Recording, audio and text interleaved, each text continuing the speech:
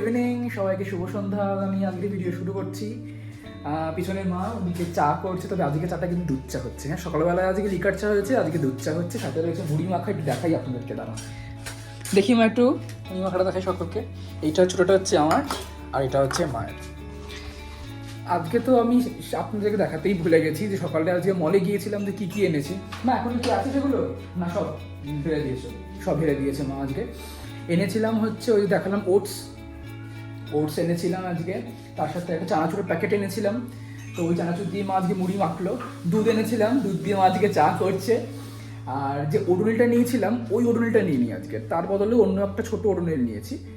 তো ব্যাস এই নিলাম। একটু পরে বেরোনোর প্ল্যান রয়েছে, তো আদৌ বেরোই কি না দেখা যাক। খাওয়া দাওয়ার পর যদি ইচ্ছে করে তাহলে বেরোবো। কেন কি গোপালের এখনো একটা জামা কেনা হয়নি আমার কাছে, সেটাই হচ্ছে সব থেকে মেন ব্যাপার।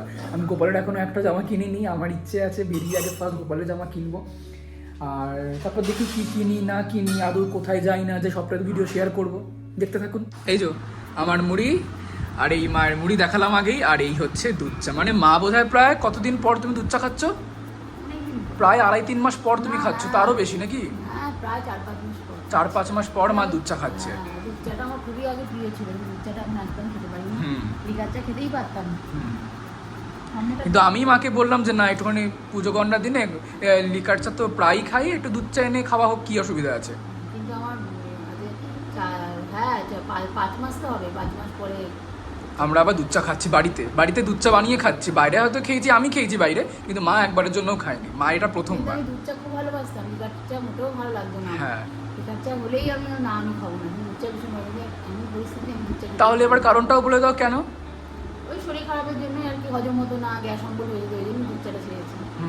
এখন একদিন খাই দেখি কিরকম হয় শরীর, তারপরে দুধ চাটা খাওয়া ঠিক না, তবু একদিন খাই না, আমি বলি সকালবেলায় উঠে দুধ চা না খেয়ে লিকার চা খাও, সেটা ভালো। কিন্তু বিকেলবেলা দুধ চা খেতেই পারো, কোনো সমস্যা নেই। কিন্তু আমরা কি করতাম, সেটা আমাদেরই ভুল, যে আমরা কি করতাম না, সকালবেলায় উঠেও আমরা দুধ চাই খেতাম। যার জন্য পরে গিয়ে বারণ করেছি যে না, সকালবেলা উঠে দুধ চা খাওয়া দরকার নেই, বরঞ্চ বিকেলে দুধ চা খাই কি না খাই সেটা অনেক পরের কথা, কিন্তু সকালে যখন চাটা খাবো এটা যেন অবশ্যই লিকার চা হয়। আর মা এমনিতেও চিনি ছাড়া চাই খায়, আমি আবার চিনি দিয়ে খাই।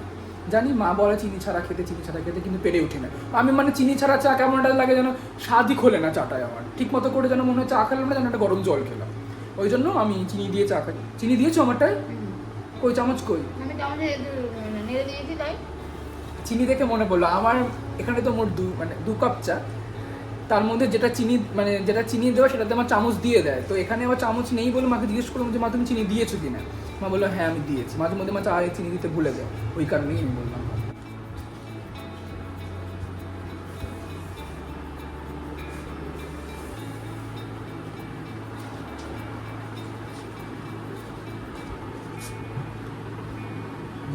ঠিক আছে, চলো। ওহো, মাকে তো সুন্দর লাগছে আজকে এই পিঙ্ক শাড়িটা পরে। দেখি পুরোটা নি। এই যে মাকে সুন্দর লাগছে, মা আজকে পিঙ্ক, তার সাথে মায়ের এখানে আবার এই দেখো শিউলি ফুল। বাহ, সুন্দর লাগছে আমার মাকে। আর এই হচ্ছি আমি, আমার নর্মাল ছিমছাম রেডি হয়ে গেছি। চলো এবার বেরোনো যাক, আর বেশি দেরি করবো না, চলো যাই।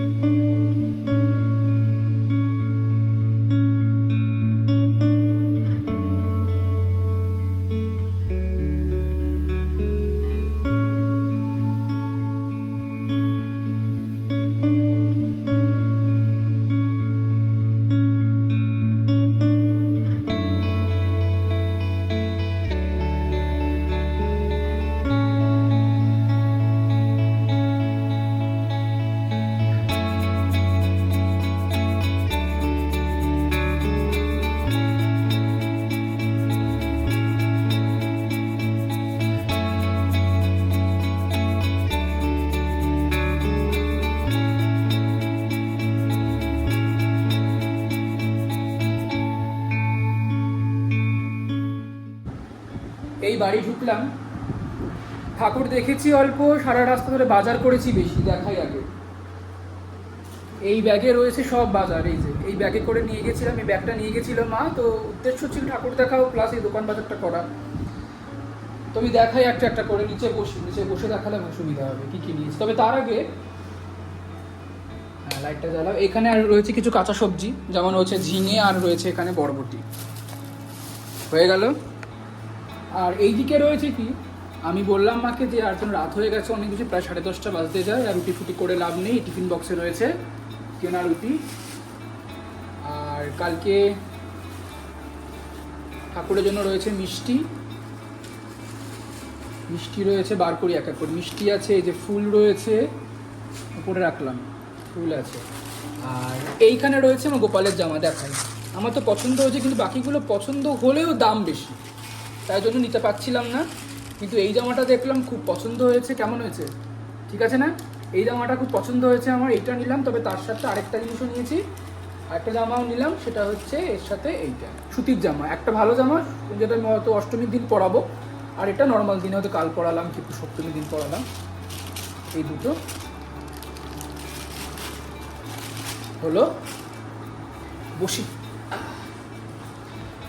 আর রয়েছে এই এনেছে সস, ঠিক আছে, ছাতু, আর আর কি আছে ও, আর হচ্ছে এই যে সবজি আছে এখানে, বেগুন আর বাঁধাকপি। এই রয়েছে এখানে কি জানো এটা, ভুলেও যাচ্ছে, তরকা আর এই ছোলা।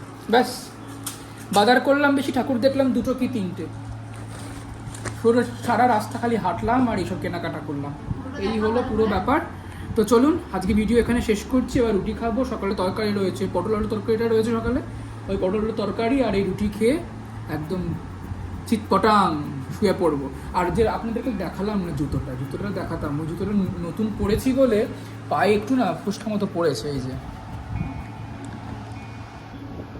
এইখানে, এই যেখানে লাল হয়ে আছে, এই দেখুন দেখছি, বাবা।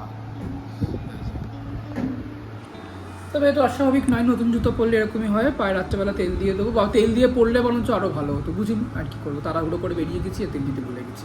যাকগে, ভিডিও এখানে শেষ করলাম, দেখা হবে আবার ষষ্ঠীর ব্লগ নিয়ে। ভালো থাকবেন, সুস্থ থাকবেন, দেখা হচ্ছে খুব শিগগির, টাটা।